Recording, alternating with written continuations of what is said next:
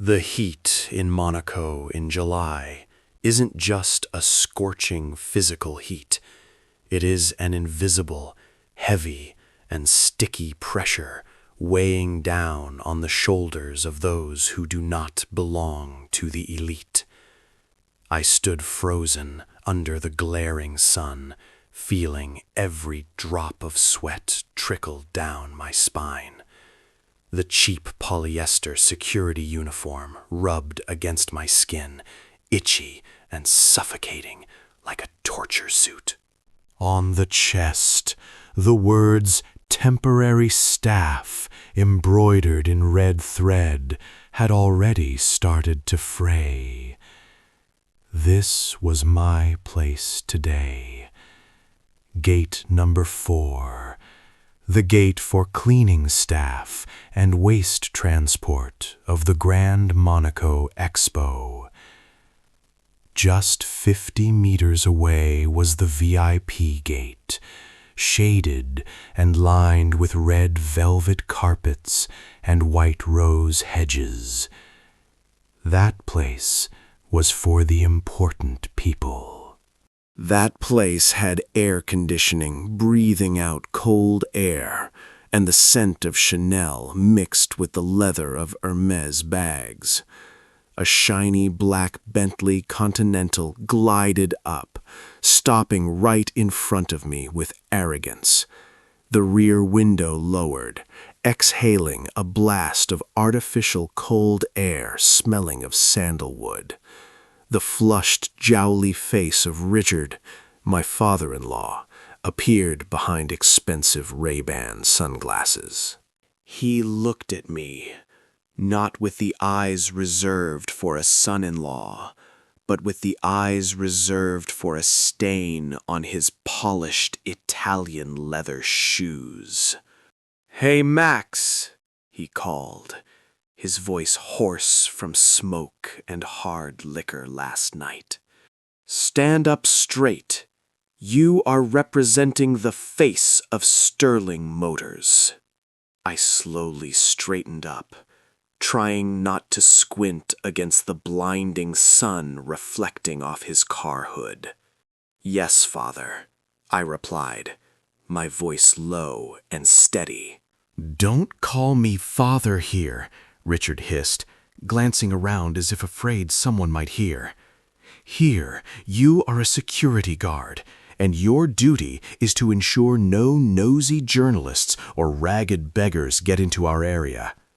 He threw a half-drunk bottle of water out the window.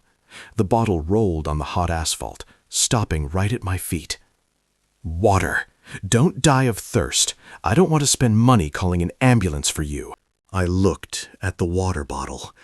It was warm, as if just fished out of a boiling pot. I didn't bend down to pick it up. I just looked at him, keeping my face completely emotionless. "Thank you, boss," I said. The door on the other side opened. Chloe stepped out. My wife. Today she wore a cream-colored silk dress, high-slit, accentuating the slender figure I used to adore. She wore a pearl jewelry set that I knew for sure was rented because the family credit cards had been locked last week. She adjusted her elaborately curled hair, then walked around the back of the car to reach Richard. She walked past me, less than a meter away. I smelled the familiar lavender perfume, the scent I had given her on our first anniversary. I waited for a look, a nod, or even just a glance of pity, but there was nothing. She looked through me, as if I were a lifeless signal pole. She linked arms with Richard, smiling radiantly at the paparazzi waiting in the distance. "Let's go, Dad," she said, her voice sweet but cold. "We shouldn't keep potential clients waiting. Brad said there are some guests from Arabia today." Brad, my brother-in-law, stuck his head out from the driver's seat, smirking at me. "Hang in there, brother-in-law. If you do well, tonight I'll let you eat the leftovers from the buffet." The Bentley rolled away, leaving me in a cloud of dust and the smell of exhaust fumes. I stood there, alone, in the midday Mediterranean sun. This humiliation was not the first time. But today, it had a different taste. It was no longer bitter like bile. It was bland. Because I knew this was the last time. I put my hand in my pocket, where the rough fabric rubbed against my skin. My fingers touched a magnetic card made of black metal, heavy and cool. There was no name on it, only a tiny gold-plated symbol of Poseidon's trident. The master key of this expo, and more importantly, the key to the thing anchored right behind me. I turned around, looking out at the deep blue harbor of Monaco. Standing out amidst a forest of white yachts was a giant monster, 120 meters long, its hull painted a commanding dark gray. The Leviathan, the $150 million super yacht that the financial press had been speculating about all week. They were curious about its mysterious owner. They rumored it was an Arab prince or a Silicon Valley tech billionaire. No one, absolutely no one, suspected the security guard standing at this garbage gate was the one holding its ownership rights. I looked at the Leviathan, seeing the crew in pristine white uniforms, busy preparing on the deck. They were preparing to welcome the boss. I smiled slightly. Richard, Brad, and Chloe, too.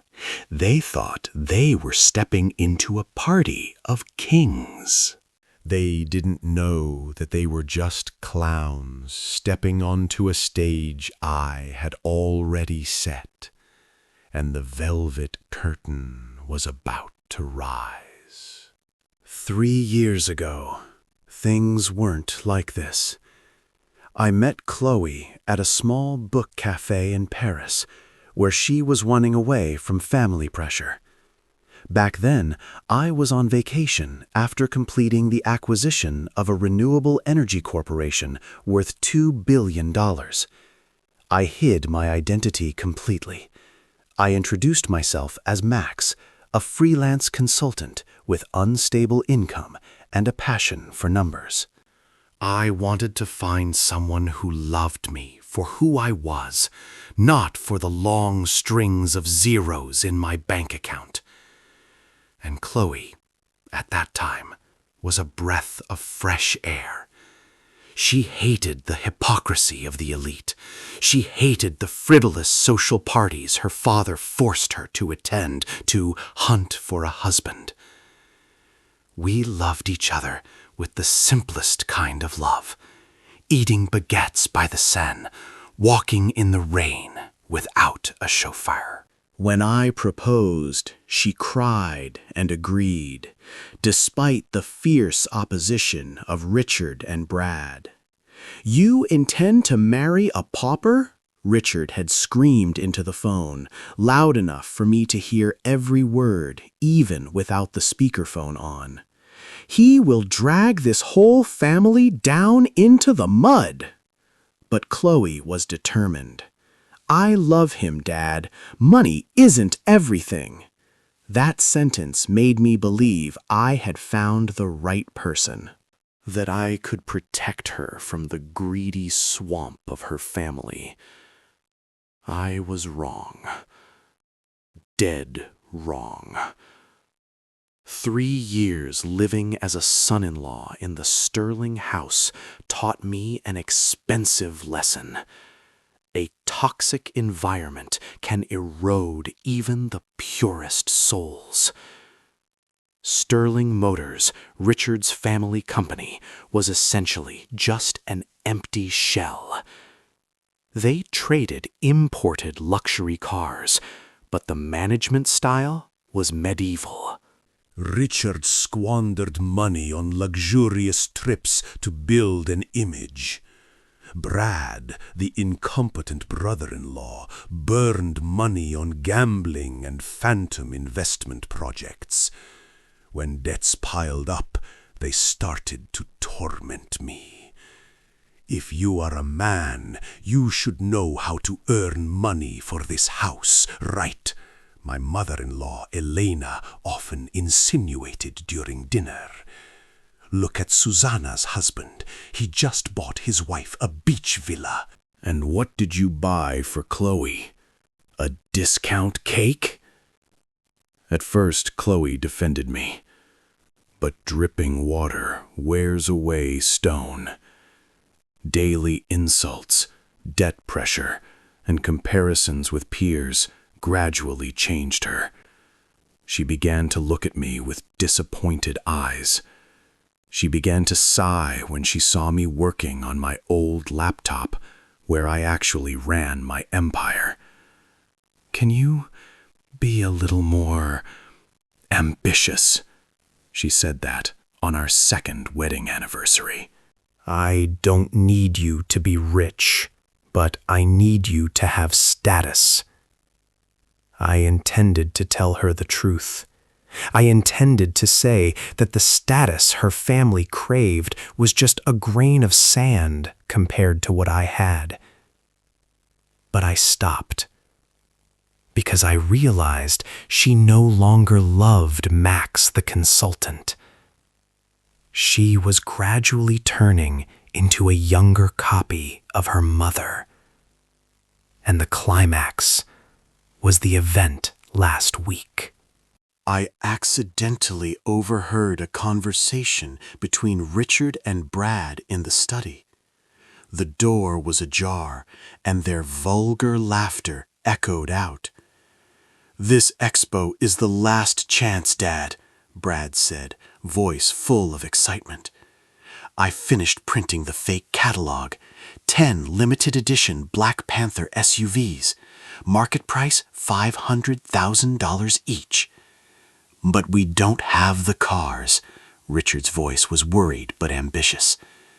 "Who needs cars?" Brad sneered. "We just need to take deposits. Make customers deposit 50% in cash on the spot to get the deal. With 10 cars, we will have $2.5 million. That amount is enough to pay bank interest and settle the black market loan. What happens after that? Then report production errors, delay delivery," Brad said calmly. "Stretch the time for 6 months, 1 year. By then, we will have rotated the capital. At worst, refund the deposit. Say it's force majeure risk. Rich people are stupid. They are too proud to sue." I stood frozen in the hallway. That was not business. That was fraud. It was a crime. I ran to find Chloe immediately. I pulled her into the bedroom, locked the door, and told her everything. "You have to stop Dad and Brad," I said, gripping her shoulders.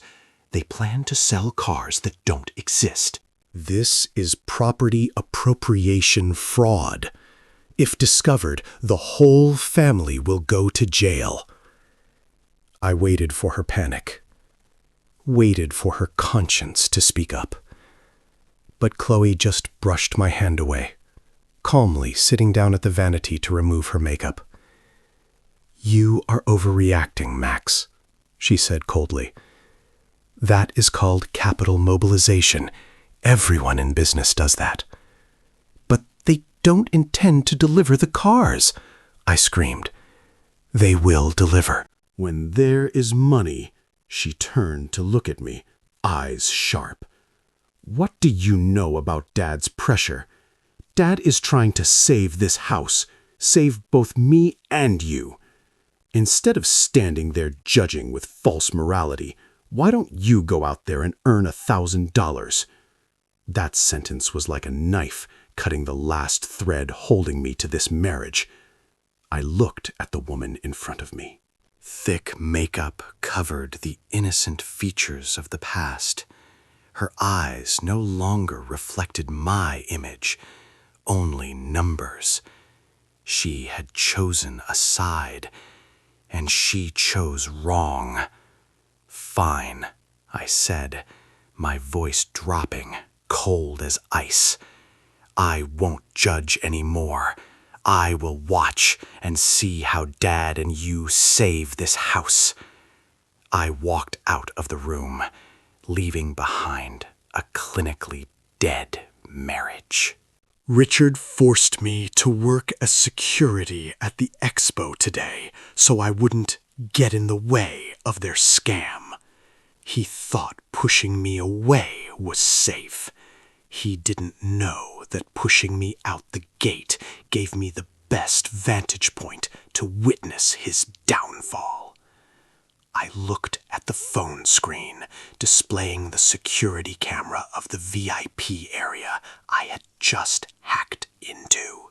Richard and Brad were rubbing their hands, laughing obsequiously in front of a group of potential customers.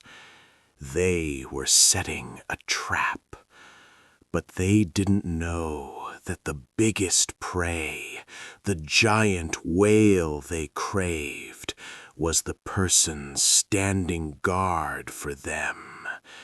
And this whale did not swim alone. I pressed the button on the walkie-talkie hidden in my sleeve. "Captain," I whispered, "it's time. Let the entourage ashore." "Roger that, sir." The captain's voice sounded crackly but decisive. From the pier, the giant door of the Leviathan slowly lowered. A gold-plated staircase with a red carpet was pushed out, and the game officially began. I adjusted my frayed cap, hiding my smirk.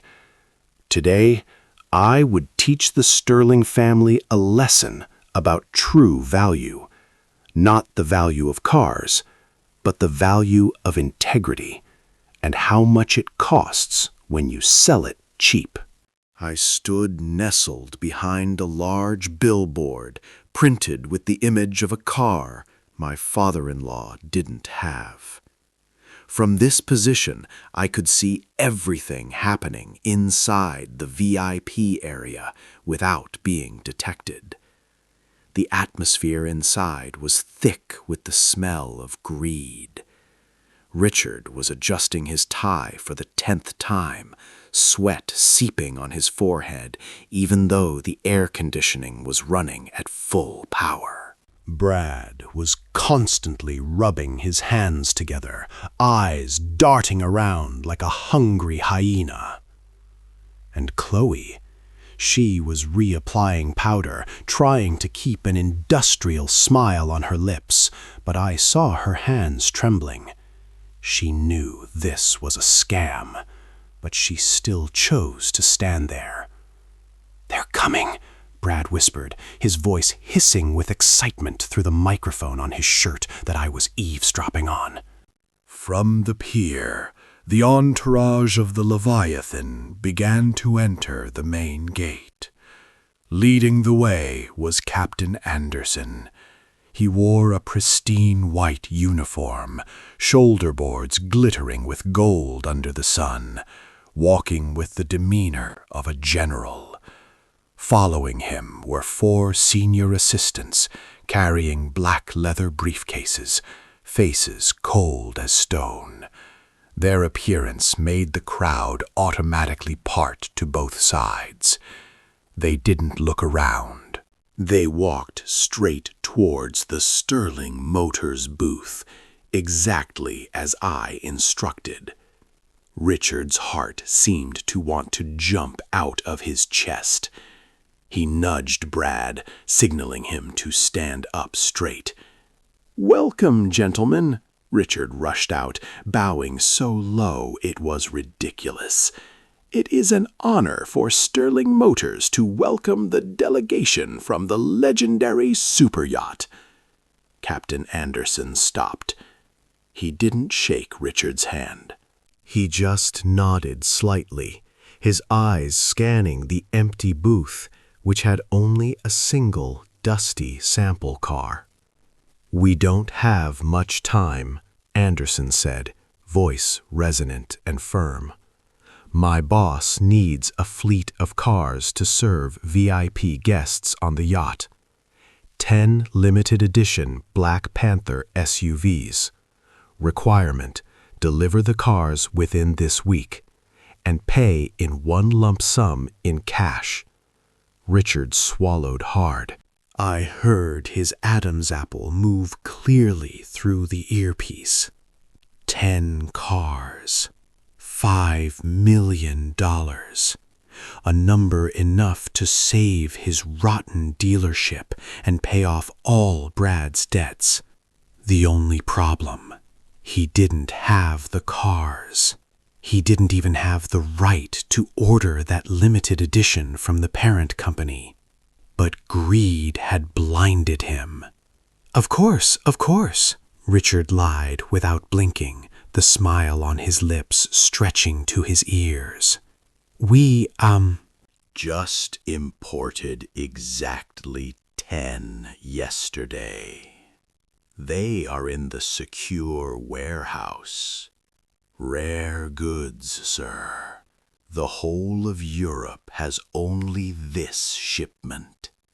Brad quickly chimed in, presenting a pre-drafted contract. "Since they are rare goods, we have a special rule. Sir needs to deposit 50." He picked up the contract, pretending to examine it. He was buying time. He was waiting for my signal. "Deposit 50% for cars not seen with one's own eyes?" Anderson asked back, voice full of suspicion. "This is the parent company's regulation, sir." Chloe stepped forward, delivering the final psychological blow. "If you don't deposit now, there is another guest from Dubai waiting to transfer the money." She lied so smoothly, I felt a chill. My innocent wife of the past was truly dead. Captain Anderson looked around, searching. He wasn't looking for a pen. He was looking for me. "All right," Anderson said, "but I need to ask my boss's opinion one last time." Richard was impatient. "Where is your boss? Why not invite him in for tea?" "He is very close," Anderson said meaningfully. That was when I decided to leave my post. I took off the headset. I adjusted my cap, pulling it down a bit.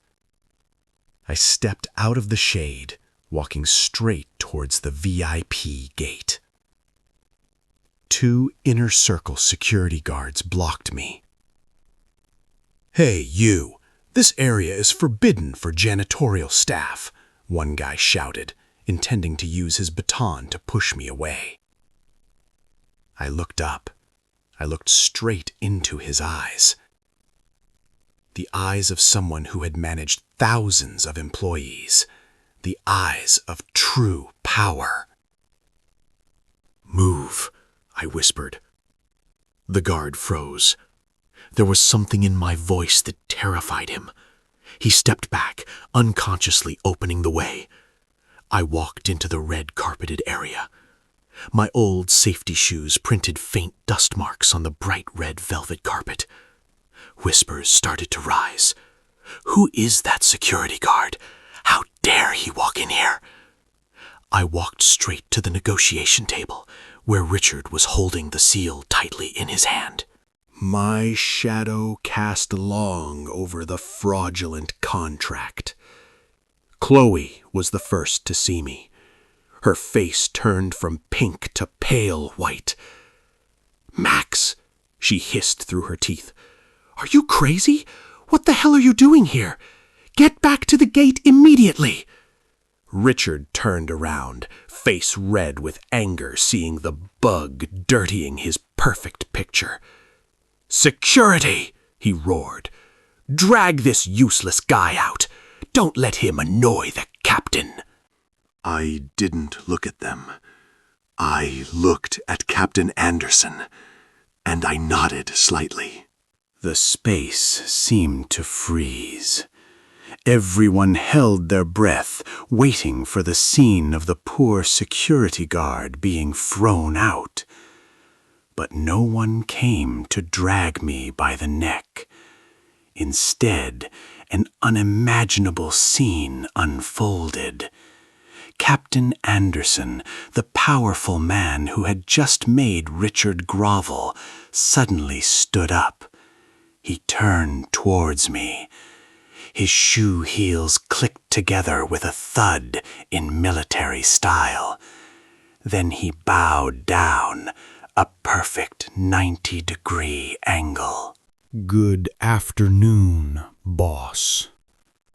The 4 assistants behind also bowed in unison. "We have been awaiting your orders." Silence enveloped the Sterling Motors booth. It was so thick it could be cut with a knife. Richard gaped, the cigar in his hand falling to the ground, burning a small hole in the red carpet. Brad stood frozen, hand still holding the wineglass suspended in mid-air. Chloe looked at me, eyes wide open, as if she were seeing a ghost. What did you just call him?" Richard stammered, voice trembling and soundless. "Boss," Anderson repeated, voice resonant. "May I introduce? This is Mr. Max, the sole owner of the super yacht, the Leviathan, and the chairman of the investment group you are trying to swindle." Gasps of horror echoed throughout the auditorium. The contemptuous looks reserved for me before now turned to fear and admiration. I leisurely took off my cap, tossing it on the table, right next to the contract. I took off the tight security jacket, revealing the white shirt underneath, which, though slightly crumpled from sweat, exuded an aura nothing could hide. "So, father-in-law," I said, voice calm but cold, "what did you intend to sell me?" I picked up the contract. 10 Black Panthers? I sneered. "I remember last week I looked at your financial report. Your warehouse is empty. You owe the cleaning staff salary for 3 months. So where did you plan to get the cars? Draw them on paper?" Richard's face turned from red to purple. He clutched his chest, gasping for air. You are the yacht owner? Impossible. You are just a petty consultant." A petty consultant owning $2 billion in net worth, I corrected him. And I spent the last 3 years seeing if this family deserved a single penny of that number. I turned to look at Chloe. She was crying. Not tears of happiness, but tears of late regret. She reached out, intending to grab my hand. "Max, why didn't you tell me?" I just wanted what was best for the family." I stepped back, avoiding her touch like avoiding a plague. "You didn't want what was best for the family, Chloe," I said gently.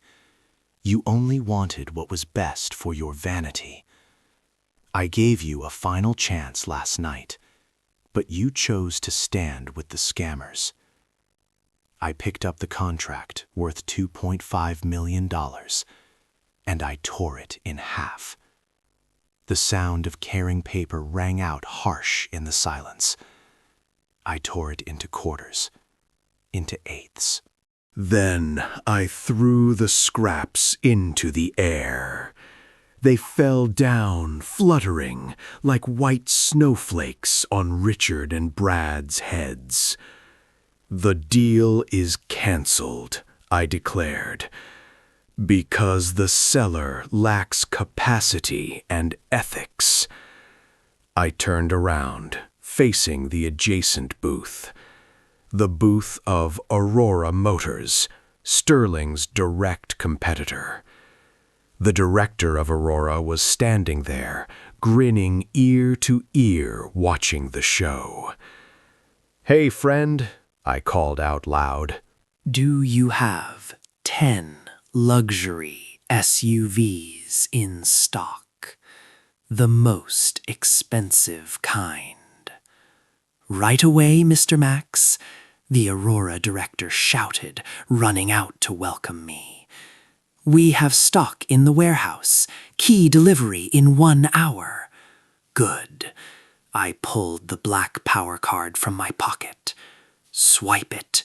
Pay in one lump sum. I don't like to bargain. I walked to the opposite booth, leaving behind the Sterling family completely collapsing.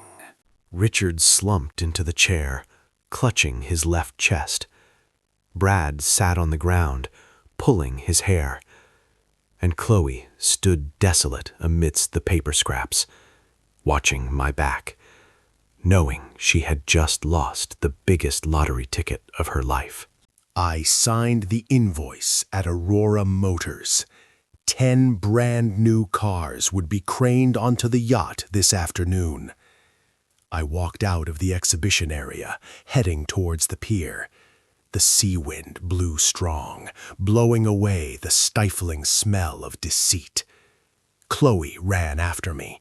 She ran on towering high heels, stumbled, then got up and ran again. "Max, wait!"